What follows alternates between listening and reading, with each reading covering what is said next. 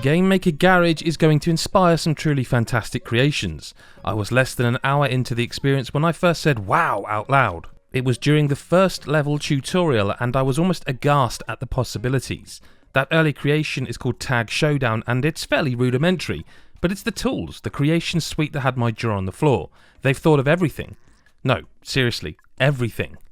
From the simplest of ideas such as changing the colours of characters in a two-player mode so it's not confusing, and then all the way to changing a respawn or retry timer to balance things out. It's remarkable. It also seriously hurts my head because whilst I've played games for 40 years, I rarely think too deeply about how they're made, and I think we're all guilty of that sometimes. But for the record, I'm fairly certain they aren't made using tools like Game Maker Garage. That said, it feels like lessons have been learned for good and for bad from the likes of Super Mario Maker 2 here. First of all, Game Maker Garage's controls have been thought about a lot. You can tell feedback was listened to, not entirely, but partially. The game is controllable in handheld mode with touch controls, of course, but you can play it comfortably with a controller too, or even a compatible mouse via USB, which is excellent. Rather than restrict people with certain ideas or mechanics, the lessons part is about giving you the tools to do what you will. The lessons hold your hand, sometimes too much, and there's an assumption that you've not played much or are part of a younger audience sometimes. But these lessons serve a purpose. They create the wow moments. As you slowly understand the ideas behind how things work, then you start to think about what you could do. There's a slight cheekiness to the whole thing as well. There are several moments in the early lessons that feel as though they're poking fun at the whole of game development. This title knows what it is and it isn't pretending to be anything else. It does feel like Nintendo's version of Dreams for better or worse. And that's because the level design tools themselves feel so quintessentially Nintendo. Are you going to make a full 3D horror version of Dead Space here? Probably not, though I suspect someone will manage it. Game Maker Garage feels more aimed at the audience it's available for. It will inspire you to make platformers, Mario Kart-likes, and interestingly allows you to make 3D platformers. The thing is, this doesn't feel intended to make these grand pieces of art in the way that Dreams can be done. The early lessons are very much function over fashion. The inspiration comes from understanding what you can do and not being shown something and just told to copy it.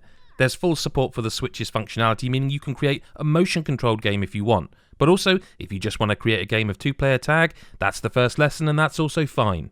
While you're learning about how to program your games, there are also little puzzles too. These are called checkpoints and are very short slices of fun. They're designed to almost check in, hey, remember how to do that thing, right?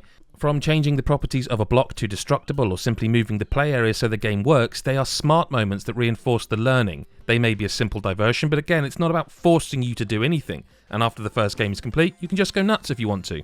The tools are complicated at first, but that's mostly due to the Nintendo effect. Instead of simple names, everything is cutesy and has forced charm. Nodons are what every part of the game is called. There's more, middle, objects, output, input. These are all terms you may think of in one way, but will need to understand them on Nintendo's terms here. Every item, be it floor, playable characters, ramps, controls, is customizable. You'll have to tell the game that you want the player box to be controlled with the left stick. Oh, and that the left stick moves them left and right. And if it's in 3D, up and down needs including. They don't jump on their own. You'll need to tell the game which button is jump and connect it all up. It's as complex as you want it to be really. A box can throw out balls, but what colour balls? What speed do you want them to come out? What size do you want the balls to be? You can control any or none of this. Creating a 2D play space and want more real estate? Just drag the game screen to be bigger, or maybe shrink the player down. These are all things that you're taught in the first hour of the game, and it's remarkable how much and how well it sticks with you. Another lesson most people would hope Nintendo took from Super Mario Maker 2 is how to manage the community.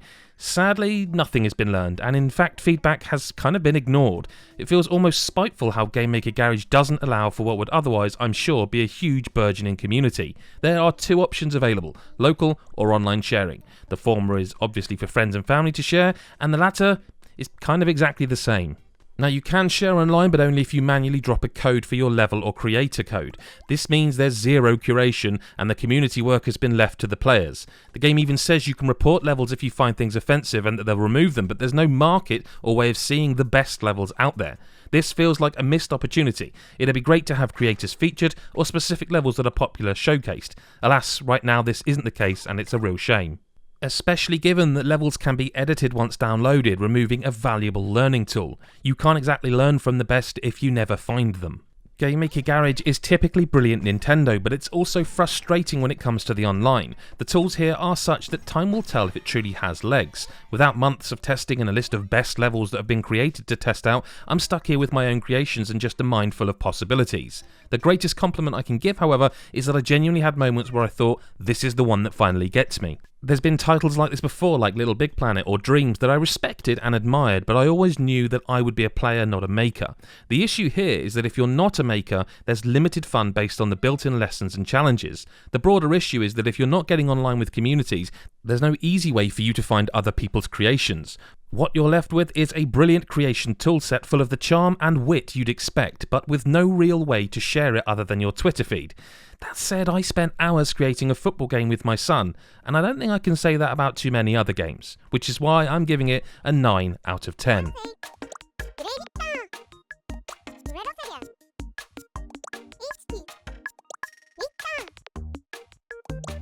Thanks ever so much for watching our video review of Game Maker Garage. Hope you enjoyed it. Make sure you click the subscribe button and the bell so you never miss another video. Do follow us on all the social media platforms. We're at God is a Geek on all of those.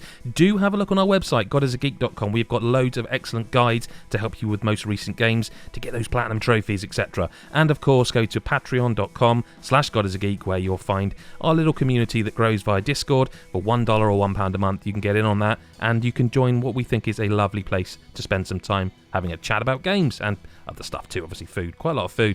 Anyway, thanks for watching and we'll see you in the next one. Bye for now.